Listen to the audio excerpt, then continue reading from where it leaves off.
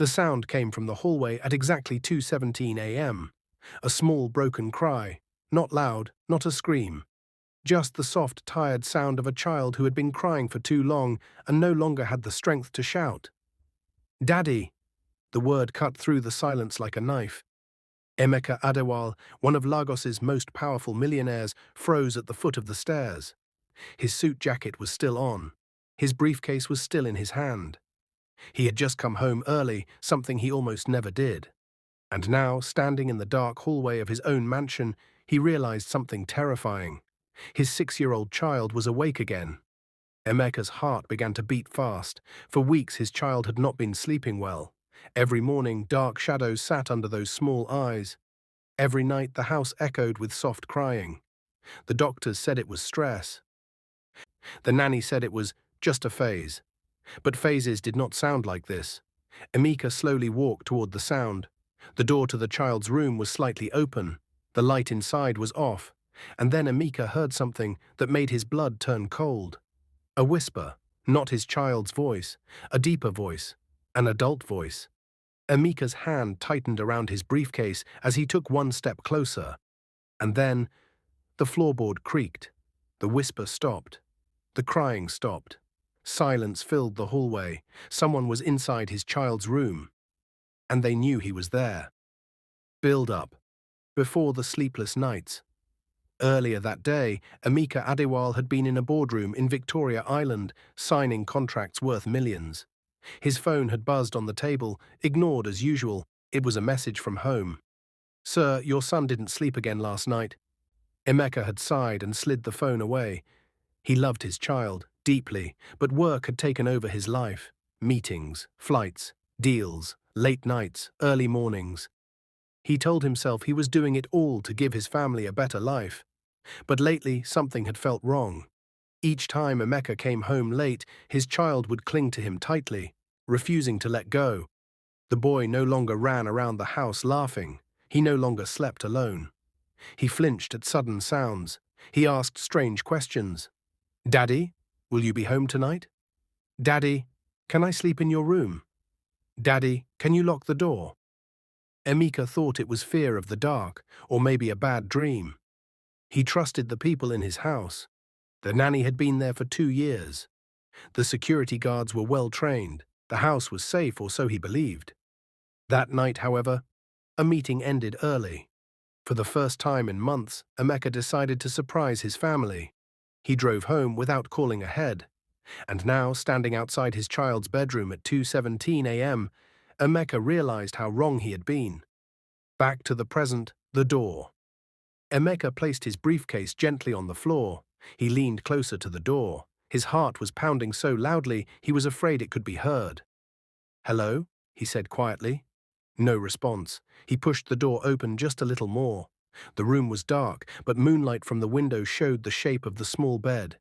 His child was sitting upright, knees pulled to the chest, trembling. "Daddy?" the small voice whispered. Relief and fear hit Emeka at the same time. "I'm here," Emeka said softly, stepping inside. He scanned the room. The wardrobe door was slightly open. The curtains moved gently, even though the window was closed, and the air smelled different, like someone else had been there. Emeka bent down and hugged his child tightly. "It's okay," he whispered. "Daddy is here." The boy clung to him, shaking. "He said you wouldn't come," the child whispered. Emeka froze. "Who said that?" he asked calmly, though his chest felt tight. The boy shook his head. "I don't want to talk," he said quickly. "Please don't make me talk." Emeka did not push, but inside something snapped. This was no phase. This was fear, real fear. Emeka picked his child up and carried him to his own bedroom. He locked the door. He sat on the bed, holding the boy until his breathing slowed. When the child finally fell asleep, Emeka stayed awake, watching, listening, thinking. Every promise he had ever made to protect his child echoed in his mind. And then, just before dawn, Emeka noticed something that made his stomach twist. There was a small mark on the child's wrist, not a bruise, not a scratch, but a clear fingerprint, too big to belong to a child. Emeka's jaw tightened. Someone had touched his child, and whoever it was had done it inside his own house. By morning, Emeka made a decision. He would not shout. He would not accuse. He would not alert anyone, not yet. Instead, he would do something he had never done before. He would watch. That night, Emeka pretended to leave for work as usual, but he did not go far. He stayed, hidden, waiting, because whatever was stealing his child's sleep, whatever dark secret lived in his home, it was about to reveal itself. And Emeka Adewale was ready. Emeka Adewale had never hidden in his own house before. That alone told him how serious this had become. The next evening, just as he had planned, Emeka kissed his son goodbye and pretended to leave for work. He wore his usual calm face, he smiled, he acted normal, but inside his heart was heavy and his mind was sharp. "I'll be back late," he said softly. The boy nodded, but his eyes followed Emeka all the way to the door. That look stayed with Emeka long after he stepped outside. Instead of driving away, Emeka walked quietly around the back of the mansion and entered through a side door known only to him and the head of security. He moved silently, like a stranger in his own home. He turned off his phone. He turned off the lights in the guest room near his son's bedroom. And he waited. The house settled into its usual night sounds, soft footsteps of staff, distant TV noise, doors closing, lights switching off. Everything looked normal, too normal. At exactly 9:30 p.m., the nanny, Mrs. Linda, walked into Emeka's son's room to tuck him in. She had always seemed kind. Middle-aged, calm, gentle voice. The kind of person you trusted without thinking twice. Emeka watched from the small camera feed on his tablet. He had installed it earlier that day, hidden inside a smoke detector. Mrs. Linda smiled and brushed the boy's hair. "Sleep well," she said. The boy nodded but said nothing. When she left, Emeka waited for something to happen. Nothing did. At 10:15 p.m., the house was fully quiet. At 11 p.m., Emeka began to wonder if he was wrong. Maybe he had imagined everything. Maybe the mark on the wrist was an accident. Maybe then, at 12:41 a.m., the boy sat up in bed. Emeka's chest tightened. The child looked around the room. Slowly, carefully. Then he pulled the blanket over his head. That was when Emeka heard it. A soft sound. The door handle, turning. Emeka's fingers dug into his palm. The door opened just a little. Someone stepped inside. Not the nanny. This person was taller. He moved slowly, quietly, like he knew the house well. The moonlight revealed part of his face. It was Paul, one of the night security guards. Emeka felt like the air had been punched out of his lungs.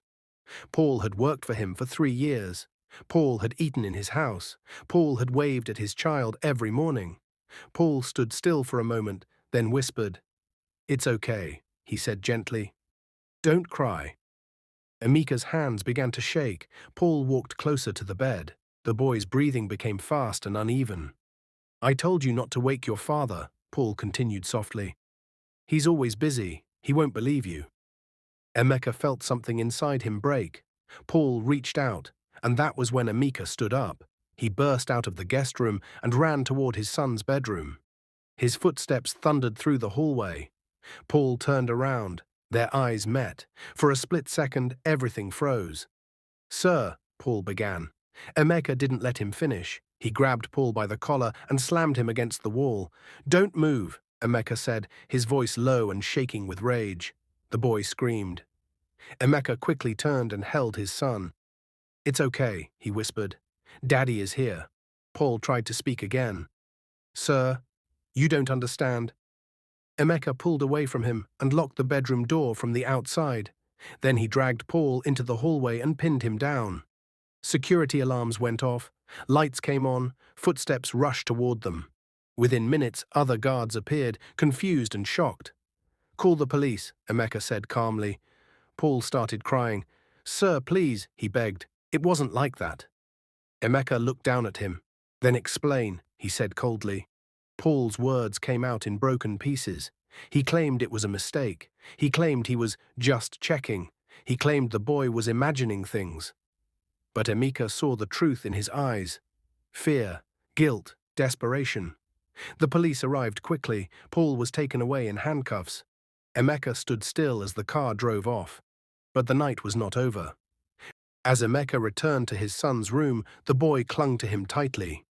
"He said you would be angry with me," the boy whispered. "He said I would be sent away." Emeka swallowed hard. "Did anyone else know?" Emeka asked gently. The boy hesitated, then he nodded. "Mummy Linda," he said softly. Emeka's heart sank, the nanny. "She said I should keep quiet," the boy continued. "She said Daddy was busy." Emeka felt sick. At that moment, footsteps echoed behind him. Mrs. Linda stood in the doorway. Her face was pale. "What's going on?" she asked. Emeka turned slowly to face her. His eyes were cold, and for the first time Mrs. Linda looked afraid. Mrs. Linda stood frozen in the doorway. The soft yellow hallway light fell on her face, and for the first time since Emeka had known her, she did not look calm or kind. Her lips trembled. Her eyes moved quickly, searching the room as if looking for a way out. "What's going on?" she asked again, forcing a weak smile. "Why are there police cars outside?" Emeka did not answer immediately. He gently lifted his son into his arms and carried him to his own bedroom. He laid the boy on the bed, pulled the blanket over him, and sat beside him. "You're safe," Emeka said softly. "Daddy is here. No one will hurt you again." The boy nodded, his small fingers gripping Emeka's shirt tightly. "Please don't let her be angry," the boy whispered. Emeka's heart cracked. "I won't," he promised. He stepped out of the room and closed the door quietly behind him. Then he turned to face Mrs. Linda. The hallway felt colder. "Sit down," Emeka said calmly. Mrs. Linda obeyed, lowering herself onto a chair near the wall. Her hands shook as she placed them on her lap. "I want the truth," Emeka said, "and I want it now." Mrs. Linda swallowed hard. "Sir, I don't know what that boy is saying," but Emeka raised his hand. "Don't lie," he said quietly. "Not in my house. Not tonight." Mrs. Linda's eyes filled with tears. "I was only trying to help," she said quickly. "Paul told me the child was having bad dreams. He said he was afraid of the dark." "Then why did you tell my son to keep quiet?" Emeka asked. She opened her mouth. No words came out. Emeka took a slow step closer. "Why did you tell him his father was too busy to listen?" Her shoulders slumped.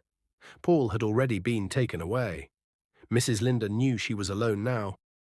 "I didn't think it was serious," she whispered. "Paul said the boy was imagining things. He said children lie." Emeka clenched his fists. "My child begged for sleep," he said. "He cried every night. He stopped laughing, and you did nothing." Tears rolled down Mrs. Linda's cheeks. "I was scared," she admitted. "Paul threatened me. He said if I spoke, I would lose my job. I have children too, sir." Emeka felt anger and disappointment crash together inside him. "You protected your job," he said, "not my child." Mrs. Linda broke down, sobbing loudly. Emeka stepped away. At that moment, his phone buzzed. It was the police. "We need a full statement," the officer said. "The child's words are serious." Emeka looked back at Mrs. Linda. "Pack your things," he said firmly. "You are no longer welcome in this house." Her sobbing grew louder. As security escorted her away, Emeka leaned against the wall, breathing hard. He had stopped one danger, but deep down he knew something worse.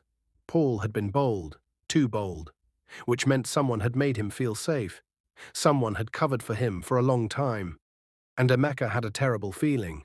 This was not the full truth yet. Later that night, Emeka sat on the floor beside his son's bed. The boy slept for the first time in weeks, peacefully, no crying, no shaking. Emeka watched him and felt tears fill his own eyes. "I failed you," he whispered. Suddenly the boy stirred. "Daddy," he murmured. "Yes, my son." "There's something else," the boy said sleepily. "Something I didn't tell you." Emeka leaned closer. "What is it?" The boy hesitated, then whispered words that made Emeka's blood run cold. He said, "He wasn't the only one." Emeka froze. His mind went blank. "Who else?" he asked gently. But the boy had already fallen back asleep, leaving Emeka alone in the dark, with a truth he was not ready to face. Emeka did not sleep that night. He sat on the chair beside his son's bed, watching the slow rise and fall of the small chest under the blanket. The house was quiet, but Emeka's mind was loud. He wasn't the only one. Those words kept repeating in his head. At dawn, Emeka stood up quietly and walked out of the room. He locked the door behind him and went straight to his study. He turned on his laptop and began to dig. Security logs, staff schedules, CCTV records. For years, Emeka had trusted systems more than people. Now those same systems would tell him the truth. He discovered something disturbing very quickly. Paul's night shifts had changed often, too often. Someone had been adjusting the schedules manually, giving him access on nights he was not supposed to be on duty. That someone had a password only 3 people knew. Emeka's jaw tightened. By mid-morning, Emeka called everyone into the living room. Every staff member, the remaining security guards, the cleaners, the cook, the driver. They stood in a line, nervous, whispering to one another. Emeka stood in front of them, calm but dangerous. "My child was harmed in this house," he said clearly. "Anyone who knows something and stays silent will face the same law as the one who did it." Silence. Then slowly the driver stepped forward. "Sir," he said quietly, "there was a man who came sometimes very late." Emeka's heart jumped. "Who?" "He said he was from the security company headquarters," the driver replied. "He showed documents. He was always with Paul." Emeka closed his eyes. A fake authority, a planned cover. "How many times?" Emeka asked. The driver shook his head. "I don't know, sir, but the child was always scared after those nights." Emeka dismissed everyone except the head of security, Mr. Bello. "You hired Paul," Emeka said. "Yes, sir," Bello replied. "You approved night visitors." Bello's face drained of color. "I trusted the reports," he said weakly. Emeka leaned forward. "You trusted paper over a child's cries." Bello dropped to his knees. "I didn't know," he cried.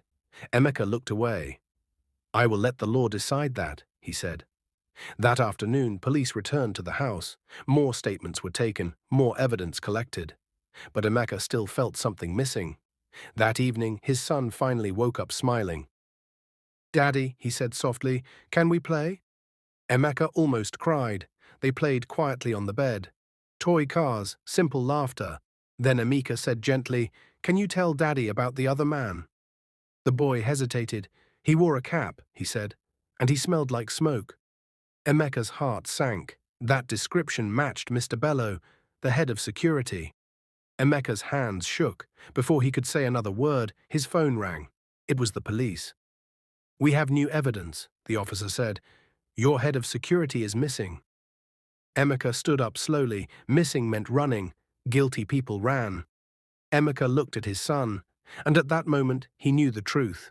The danger had not fully passed. It was still close. The police arrived just before midnight. Their sirens cut through the quiet streets of Ikoyi as they surrounded Emeka Adewale's mansion. Officers moved quickly, searching every corner of the compound. Emeka stood in the living room, holding his son close, his arm wrapped tightly around the small body. This time, he was not leaving. Not for work, not for meetings, not for anything. "Daddy," the boy whispered, pressing his face into Emeka's chest. "Are you going to stay?" "Yes," Emeka said without hesitation. "I'm staying." Minutes later, the police returned with news. They had found Mr. Bello, the head of security, trying to leave Lagos through a back route. He was arrested with evidence on him, phones, messages, and records that showed how long the abuse had been covered up. The truth came out fully that night. Paul had not acted alone. Mr. Bello had protected him. Mrs. Linda had stayed silent, and all of it happened because Emeka was never home. The police took everyone away. When the house finally became quiet again, Emeka carried his son upstairs.